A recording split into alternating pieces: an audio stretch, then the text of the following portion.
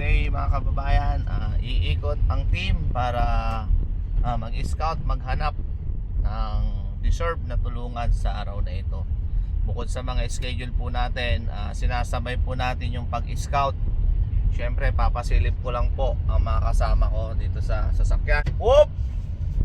Kuya Rizky, mga kababayan, ang mahusay na piloto ni Daddy Frankie. Yan. Hoy, Kuya Chano, cameraman, editor. Siyempre, nandyan Sam Motovlog, isang camera editor din na nasa likod ng camera. Ito yung mga nasa likod ng camera, mga kababayan. Yung sa mga naghahanap kay Kuya Rap, nandito na. Matagal na po siya nakabalik. Yan. Siyempre, camera editor din yan. At si KG27, camera editor din. Sila po yung nasa likod ng camera. Ngayon, siyempre, whoop! Postax. Yan, maghahanap po tayo ngayon ng mga tutulungan po natin, mga kababayan natin. Deserve tulungan po. Kasi alam nyo naman, mga kababayan, kaya kung sinabing deserve na tulungan, kasi alam nyo yung mga kaos sa buhay talaga. Yung walang-wala, walang inaasahang pamilya, walang inaasahang magulang, or walang inaasahan yung mga magulang na wala naman silang mga anak. Yun po yung hinahanap natin sa ngayon. Kaya kung may mga kakilala kayo dyan, lugar ninyo, maaaring ikimuwento nyo lang po dito. Mag-comment lang po tayo sa comment section para matulungan po natin sila. Pero ngayon, mga kababayan, bukod sa nandito tayo sa lugar na to, may mga tinutulungan na po tayo dito. Sila Daddy Frankie, Ma'am AR, Boss JB, Kuya JC, magkakasama po sila ngayon. Nandyan po sila sa kabilang barangay.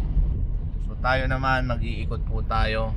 Ayun, ayan, papasilip ko lang po yung kahabaan ng bayan ng mga kababayan.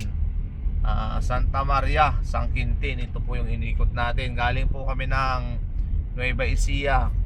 Siyempre galing din po kami kaninang umaga sa Bulacan. So yun, nag-iikot po kami para yun nga po, maghanap po tayo ng mga deserve na tulungan sa araw na ito, para madagdagan po yung tutulungan po natin. Ito, binabaybay po natin ang kahabaan ng Eastern Pangasinan. Kahit saan lugar po kayo, mga kababayan, kahit dyan sa South, pwede po natin puntahan yan. Dito rin sa Central, baka may mga kakilala po kayo dyan. I-komento nyo lang po sa amin para mabasa po natin at makatulong pa po tayo. Scout muna kami. Ito, sa sobrang init ngayon, mga kababayan, ang iitim na namin. Pero syempre, hindi po yung dahilan para tumigil po tayo sa mission makatulong sa mga kababayan natin.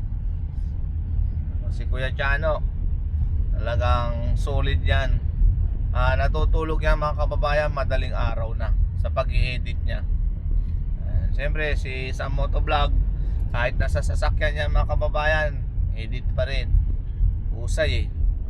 Siyempre si Rab, pahikab-hikab lang yan, kaya mataba. Yun sino ba yun? Medyo hindi ko nasisipat Maliwanag pa. Si paring pala yun, Paring Nugnog. paring Nugnog. Siyempre, ang yung lingkod, ulit-ulit si paring Pisot. Pasilip ko si paring Bansot, diba? Si Paring Kalbo. Whoop! Ito talaga ang nagpapaliwanag ng daan. Hello, ano ba yan? Good morning. Good morning. Diba? Dito na naman tayo sa kalsada. Master Pogi yan. Kaliwa. Sorry. Kaliwa. May bababa yung mga scouter po natin. Yan.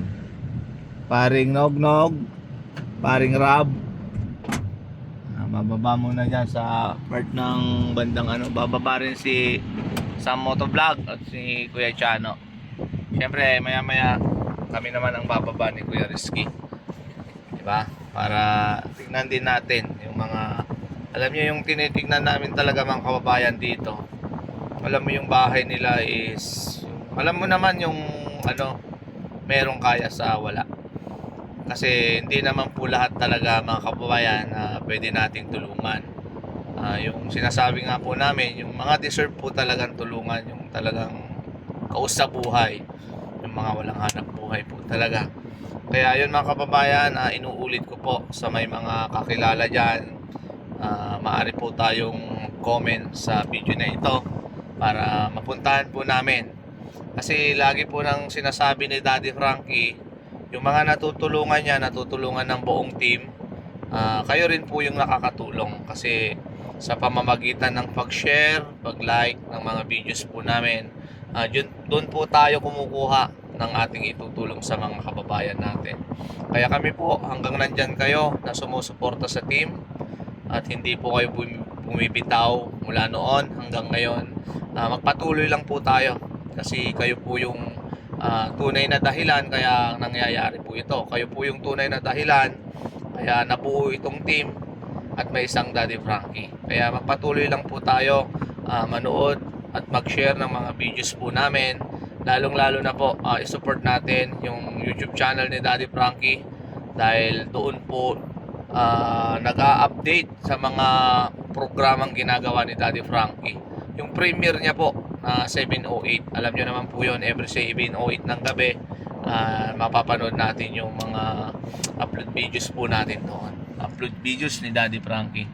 Kaya nakikiusap po kami, huwag nyo sana sa kaming pagsawaan, huwag nyo kaming bitawan para tuloy-tuloy po yung mission natin ginagawa. Kasi kayo po talaga yung tunay na dahilan kaya nagagawa ng Team Daddy Frankie itong pagtulong na ito.